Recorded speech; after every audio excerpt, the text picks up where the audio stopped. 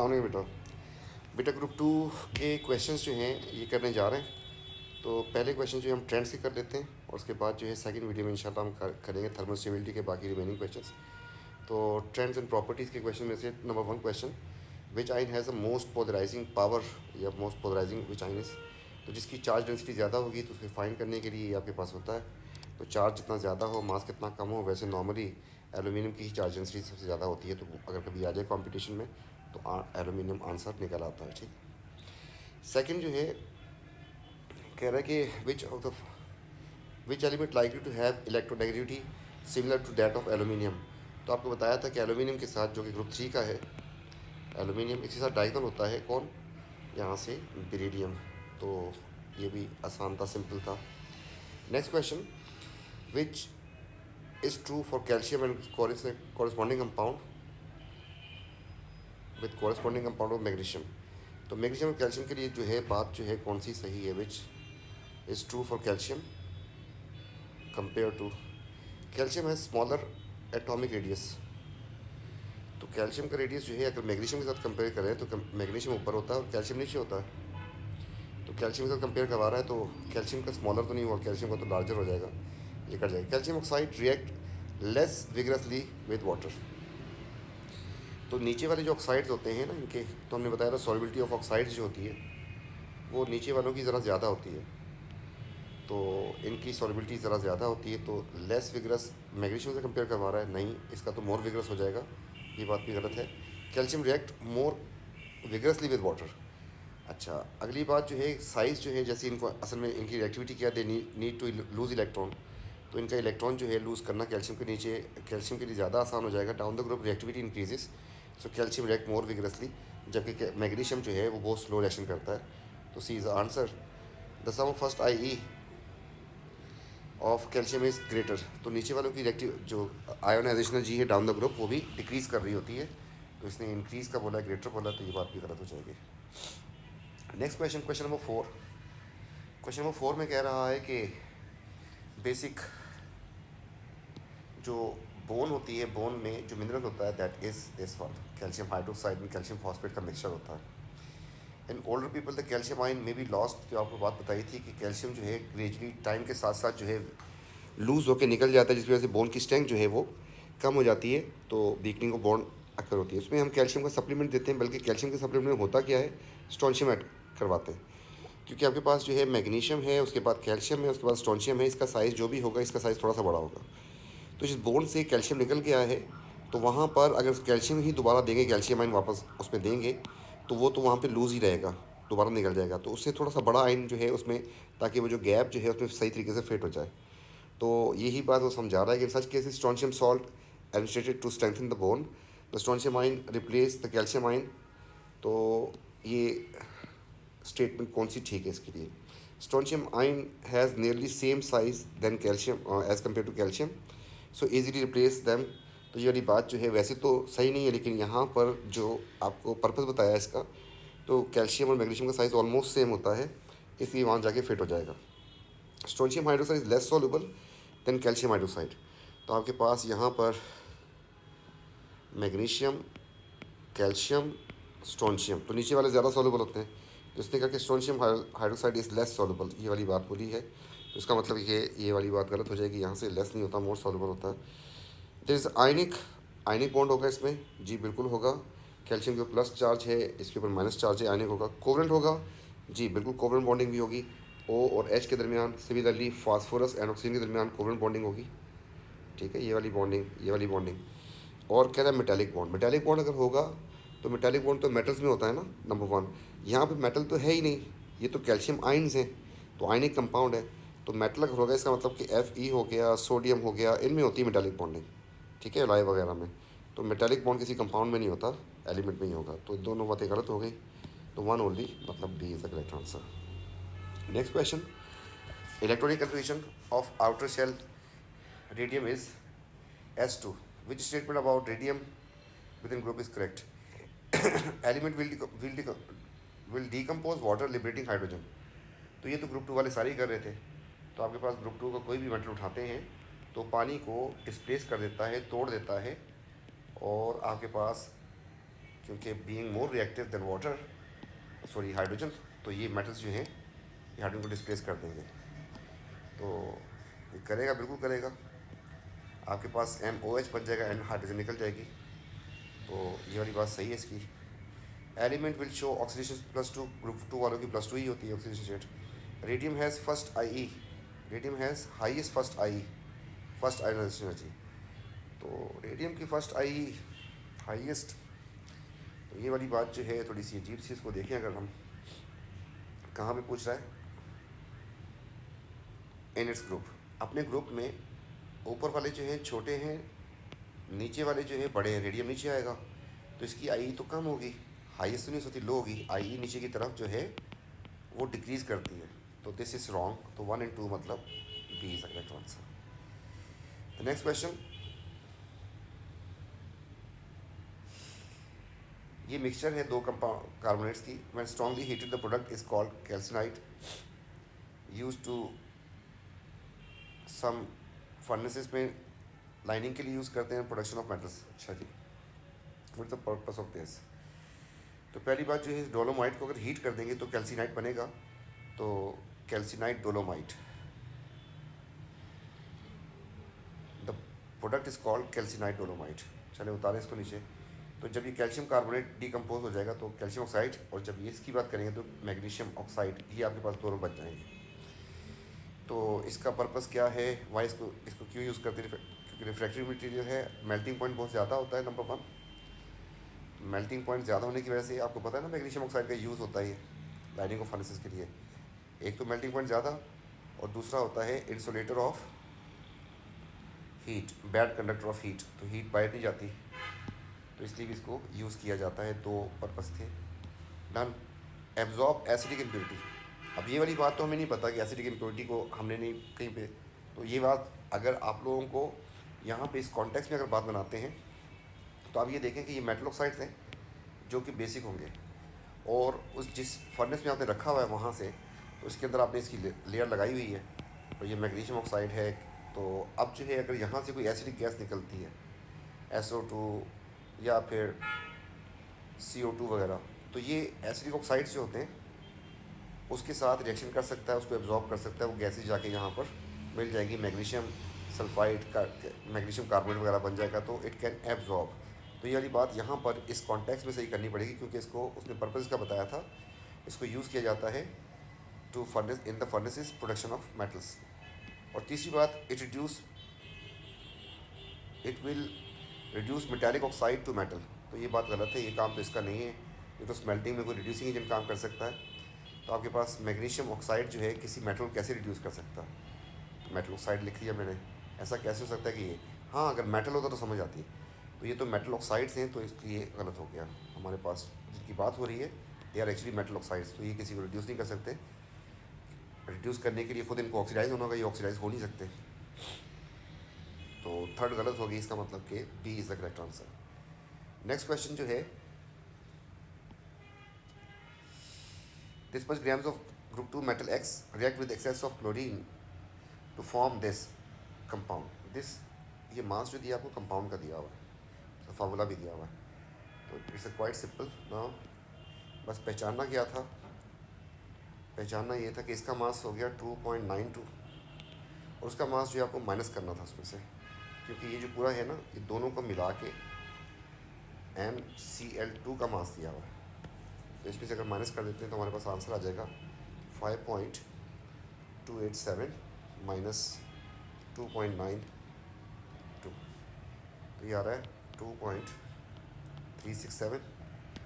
इसको डिवाइड कर देंगे इसके MR से, जो कि 71 बनेगा, जबकि इसको डिवाइड कर देंगे इसके MR से, तो पता नहीं हमने M लिख दिया, ये X कर देते हैं इसको, और फिर जो है हम क्रॉस मल्टीप्लाई करेंगे, हमारे पास आंसर आ जाएगा। क्यों किया ऐसा कि आपके पास जो था ना ये ग्राम का रेशो, तो ग्राम को मोल में कन्वर्ट करने के लिए आपको MR से डिवाइड करना होता है,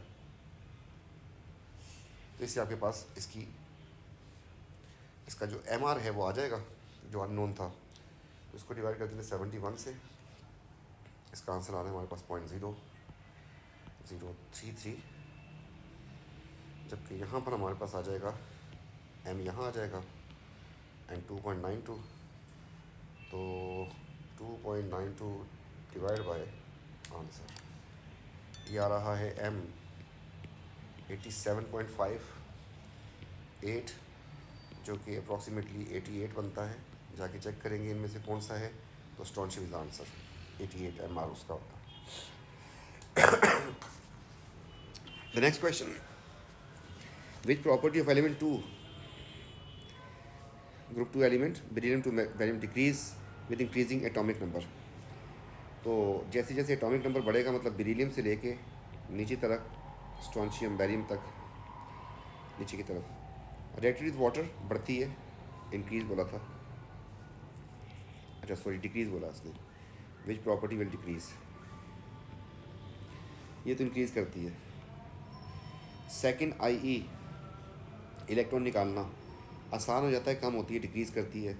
सॉल्युबिलिटी ऑफ हाइड्रोक्साइड इंक्रीज करती है, एंड स्टेबिलिटी ऑफ कार्बोनेट वो भी इंक्रीज करती है। तो B is the correct answer.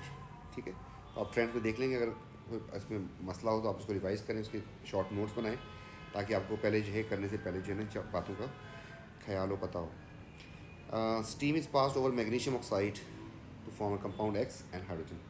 तो जब आपको बताया था कि मैग्नीशियम लिख दिया मैंने, अगर तो कोल्ड वाटर सिलेक्शन करवाएं तो आपके पास क्या बनता है, कोल्ड वाटर से तो हाइड्रोक्साइड बनता है। अगर स्टीम से करवाएंगे तो आपके पास ऑक्साइड बनेगा, इसका ऑक्सीजन यहाँ रह जाएगा और H निकल जाएगा, और ये M इसके साथ आके लग जाएगा, तो मेटल ऑक्साइड बनता है।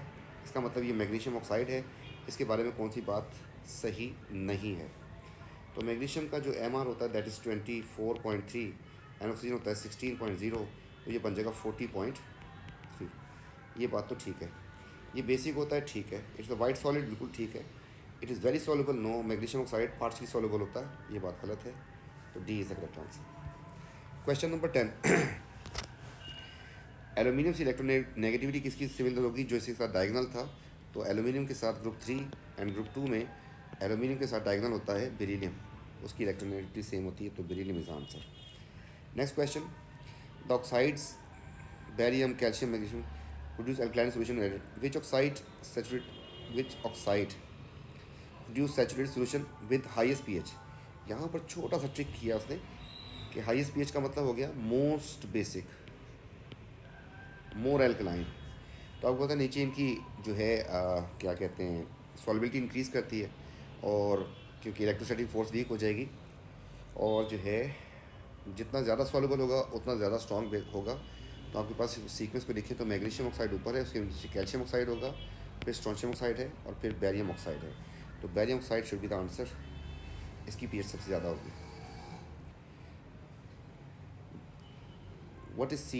what can be seen when magnesium ribbon is placed in cold water। तो आपको बताया था कोल्ड वाटर में अगर इसको फेंक दें तो पहली बात ये सिंक कर जाएगा, एंड रिएक्शन होगा बहुत स्लोली, बहुत टाइम के बाद 2-4 बबल्स इसमें आएंगे। तो vigorous reaction no, bubbles of gas slowly on magnesium can be answer. Magnesium float no, magnesium glow, ये तो पानी में कहाँ से ग्लो करेगा। सॉल्युबिलिटी ऑफ हाइड्रोक्साइड नीचे बढ़ती है, तो आपके पास जो है मैग्नीशियम ऊपर है एंड बैरियम नीचे है, तो बैरियम हाइड्रोक्साइड की सॉल्युबिलिटी जो है हायर होगी, इसकी लोअर होगी। एंड सॉल्युबिलिटी ऑफ सल्फेट जो है ऊपर वालों की ज़्यादा होती है, इनमें नीचे इंक्रीज़ करती है, जबकि सॉल्युबिलिटी ऑफ सल्फेट्स जो है नीचे डिक्रीज़ करती है। तो इसमें ये जो है नीचे डिक्रीज़ करती है, और ये जो था हमारे पास इंक्रीज़ करती थी। तो magnesium sulphate will be more soluble, तो हायर हो जाएगा इसमें, जबकि बैरियम की सॉल्युबिलिटी कम हो जाएगी, लोअर एंड लोअर। तो C is the correct answer. Question number 14, तो 14 में कह रहा है कि XYZ कंपाउंड्स ग्रुप 2 के मेटल्स के कंपाउंड हैं, some of their application describe. W lining of furnaces के लिए, ये तो फिर हो गया मैग्नीशियम ऑक्साइड कन्फर्म, तो हमने लिख दिया कि W जो है वो हो गया हमारे पास मैग्नीशियम ऑक्साइड। अगली बात कह रहा है कि X बिल्डिंग मटेरियल, तो ये कैल्शियम कार्बोनेट भी हो सकता है एंड कैल्शियम ऑक्साइड भी हो सकता है। इसके बाद कह रहा है कि इसको हीट किया, तो हीट इसको तो नहीं कर सकते, उस नया कंपाउंड Y बना रहा है, तो इसका मतलब कैल्शियम कार्बोनेट होगा, तो हमने इसको लिख दिया कि ये जो है कैल्शियम कार्बोनेट है। इसको हीट करेंगे तो आपके पास ग्रुप 2 का जो कंपाउंड बनेगा दैट इज़ कैल्शियम ऑक्साइड। हमने लिख दिया कि हमारे पास X जो है वो है कैल्शियम कार्बोनेट, और जो Y है हमारे पास वो बन जाएगा कैल्शियम ऑक्साइड।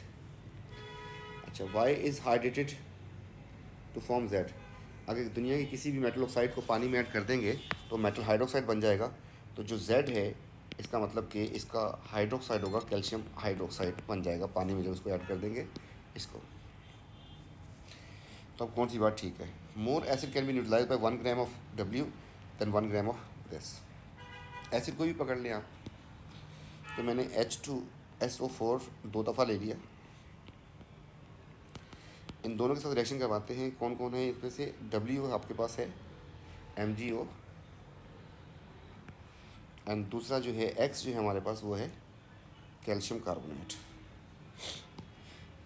इन दोनों में अगर हम इसका रिएक्शन करवाते हैं ना तो दोनों की रेशियो जो है 1:1 की होगी।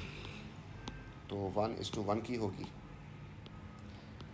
तो आपके पास इसमें कैल्शियम सल्फेट बन जाना, आपको पता है। इसमें आपके पास मैग्नीशियम सल्फेट बन जाना। इस केस में आपके पास H2O and CO2 and similarly यहाँ पर H2O बन जाएगा आपके पास। दोनों में रेशियो जो है 1:1 की होगी। किसी भी एसिड के साथ करवाएंगे तो जो रेशियो इसकी होगी एसिड के साथ वही इसकी होगी। अब यहाँ पर आपको बता रहा है कि 1 मोल के लिए इसका 1 मोल चाहिए, इसके लिए 1 मोल। उसने दिए क्या आपको? ग्राम दिए।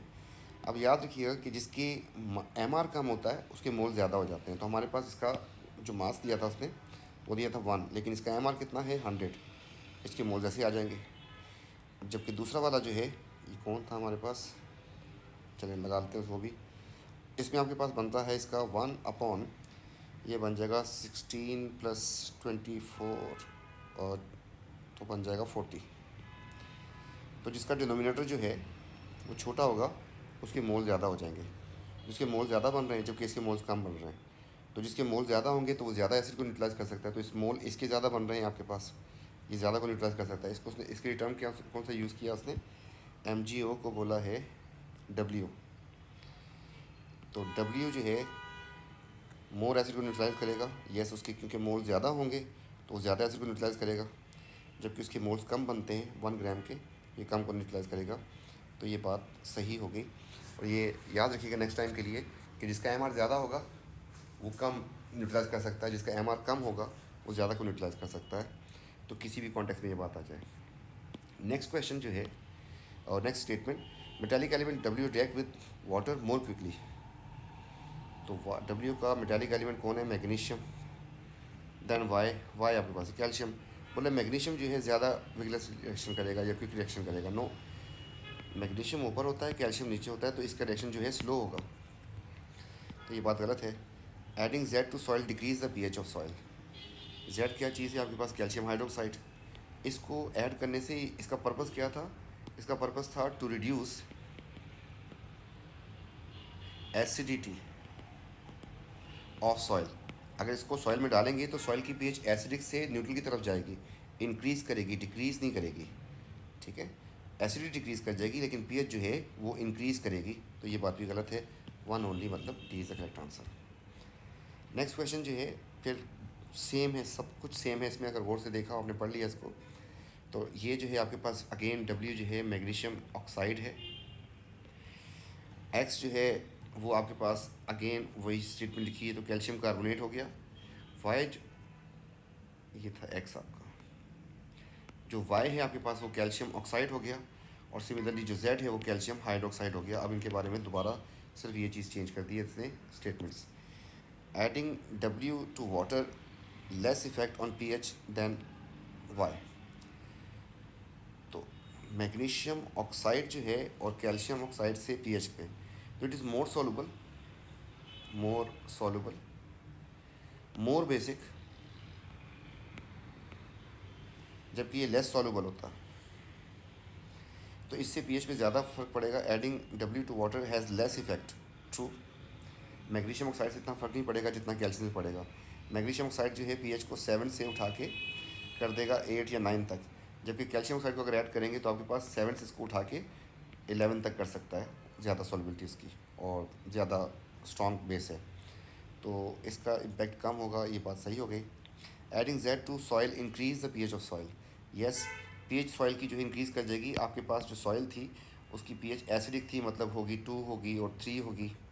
तो जब इसी इसमें हम ऐड कर देंगे क्या चीज़? लाइम या लाइम वाटर, तो ये इसकी pH को इंक्रीज़ करके 7 कर देगा। तो इंक्रीज़ करता है pH को, ये बात भी ठीक है। Metallic element Y react with the cold water more quickly than W। तो ये मैग्नीशियम और यहाँ पर कैल्शियम की बात हो रही है। तो कैल्शियम जो है कोल्ड वाटर से मोर क्विक रिएक्शन करता है, बिल्कुल ठीक है। तो एनीवन लेस, तो तीनों बातें सही होगी मेरे ख्याल में, तीनों बातें ठीक हो गई, तो इसका ए आंसर आ गया। नेक्स्ट क्वेश्चन जो है वो आपसे कह रहा है कि first I of magnesium and barium and फिर रिएक्शन विद कोल्ड वाटर। तो आपको ये बात दोनों पता है कि मैग्नीशियम भी लिख देते हैं, कैल्शियम बैरियम भी लिख देते हैं। तो डाउन द ग्रुप जो है आई कम होती है, तो मैग्नीशियम की ज़्यादा होगी एंड बैरियम की कम होगी। रिएक्शन विद वाटर जो है बैरियम का फास्ट होगा, नीचे वाले ज़्यादा रिएक्टिव होते हैं। तो बैरियम जो है with cold water fast reaction होगा, जबकि मैग्नीशियम का रिएक्शन जो है वो स्लो होगा। तो आपके पास बी आंसर बन जाएगा। ये क्वेश्चन जो है दोबारा आपके पास आ रहा है 17 बन के। अगेन सब कुछ वैसा ही है, डब्ल्यू आपके पास वही है मैग्नीशियम ऑक्साइड। सिमिलरली एक्स जो आपके पास वो है कैल्शियम कार्बोनेट, वाई जो है वो कैल्शियम ऑक्साइड है, और जेड जो है वो है कैल्शियम हाइड्रो ऑक्साइड।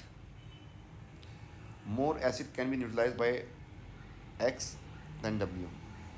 चलें फिर एक्स क्या चीज़ थी हमारे पास, कैल्शियम। इसको कैल्शियम कार्बोनेट पे लेके आता हूँ मैं। इसको आपने 100 से डिवाइड करना है, इसको आपने करना है इसके एम से डिवाइड, जो कि बनता है 40। तो जिसका एम कम होगा उसके मोल ज़्यादा हो जाएंगे, जिसका एम ज़्यादा है उसके मोल्स कम हो जाएंगे। तो more acid can be X, no more तो डब्ल्यू कर सकता है, ठीक है। उसका डिनोमिनेटर छोटा होगा, उसके मोल ज़्यादा बनेंगे। M of X is greater than M of Y by 44। तो ये तो हमने एम ऑफ एक्स का एम हो गया हमारे पास 100, एंड वाई का एम जो बनता है दैट इज़ कैल्शियम ऑक्साइड का, वो बनता है 56। तो 56 और 100 में माइनस करेंगे तो 44 का डिफरेंस आता है। तो ठीक है, 44 से ज़्यादा है, एक दफ़ा चेक कर लें। 100 माइनस 56 इसलिए कर रहे हैं, फिर बाद में जो है वीडियो में रह जाती बात, वो बच्चे को कमेंट कर रहे होते हैं कि सर ये गलत हो गया। बहरहाल तो ये सही है बात। Metallic element Y react with cold water more quickly. Y क्या चीज़ है आपके पास, कैल्शियम। देन डब्ल्यू क्या है, मैग्नीशियम। ठीक है, कैल्शियम जो है ज़्यादा क्विक रिएक्शन करेगा देन मैग्नीशियम पानी से, ये बात भी ठीक है। तो 2 और 3 मतलब हो गया C. Which of this added water most alkaline. तो नीचे वाले जो हैं जितना ज़्यादा नीचे होगा उतना ज़्यादा सॉल्युबल होगा, उतना ज़्यादा स्ट्रॉन्ग बेस होगा, वो एल्कली होगा। Steam is pass over magnesium compound which is not a property. मेरे ख्याल में रिपीट हुआ है, बहरहाल देख लेते हैं।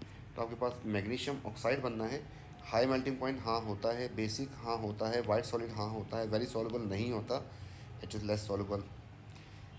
20 विच प्रॉपर्टी, तो क्या क्या है, एक्स एक्स पे क्या है और वाई एक्सेस पे क्या है, और कौन सी प्रॉपर्टी हो सकती है। तो चेक कर लेते हैं भाई इसको। तो देखते हैं, अगर मैं एक्सेस पे रख दूँ एटॉमिक नंबर, तो एटॉमिक नंबर जो है आपके पास 4 होता है बेरिलियम का, फिर 12 होता है, फिर 20 होता है, काफ़ी है।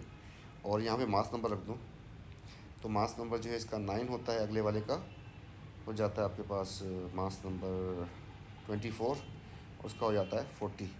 तो आपके पास जो है ऐसा होगा और ऐसा होगा और ऐसा इंक्रीज़ कर रही है।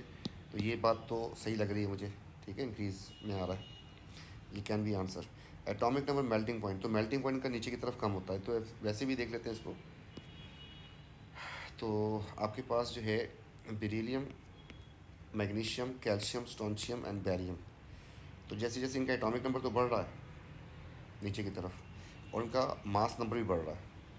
तो अगर आपके पास दोनों चीज़ें इंक्रीज़ करेंगी तो आपके पास जो है, यहाँ पे लिखा मैंने एटॉमिक नंबर, यहाँ पे लिखा मैंने मास नंबर, दोनों इंक्रीज़ कर रहे हैं, तो आपके पास डायरेक्टली का ग्राफ आएगा जिसमें आपके पास हो जाएगा कि डायरेक्टली प्रोपोर्शनल, ये सही है। Atomic number and melting point, तो नीचे की तरफ एटॉमिक नंबर तो बढ़ रहा है, मेल्टिंग पॉइंट डिक्रीज़ कर रहे होते हैं। तो एम पी जो है वो डिक्रीज़ करता है नीचे, तो इसका आपके पास इन्वर्सली का ग्राफ होगा मेल्टिंग पॉइंट के साथ। फर्स्ट आई एटॉमिक नंबर, तो फर्स्ट आई डिक्रीज़ करती है एटॉमिक नंबर के साथ, इसमें भी आपके पास इन्वर्सली का ग्राफ होगा। यहाँ पर इन्वर्सली है आपके पास, यहाँ पर भी इन्वर्स आ रहा है, यहाँ पर डायरेक्ट आ रहा है आगे। फर्स्ट आई एटॉमिक रेडियस, तो एटॉमिक रेडियस बड़ा होगा तो आई कम हो जाएगी, ये भी इन्वर्स हो गया। तो आपके पास डायरेक्ट में आपके पास एक ही आ रहा है, दैट इज़ आंसर।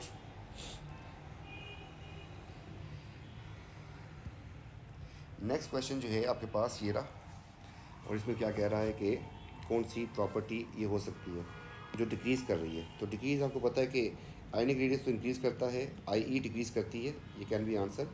प्रोटॉन और इसकी रेशो जो है, तो अगर मैं दिखा दूँ आपको, तो ये होता है 2 और ये होता है 4, सॉरी गलत लिख दिया, ये होता है 4 और ये होता है 9। तो किसका? न्यूट्रॉन का। तो आपके पास बन जाएगा 5/4। अगले वाले में आपके पास आ जाएगा 12 एंड 24 होता है, तो 12/12। तो आपके पास रेशियो यहाँ पे सेम हो रही है। यहाँ पर आ जाता है आपके पास 20 और फिर 40, तो 20/20, तो ये रेशियो तो सेम सेम भी आ रही है इनमें प्रोटॉन्स की, ये बात गलत हो गई। And rate of reaction with water तो इंक्रीज़ करता है, डिक्रीज़ नहीं करता, तो इसलिए आपके पास इसका आंसर जो है ये बन जाएगा बी।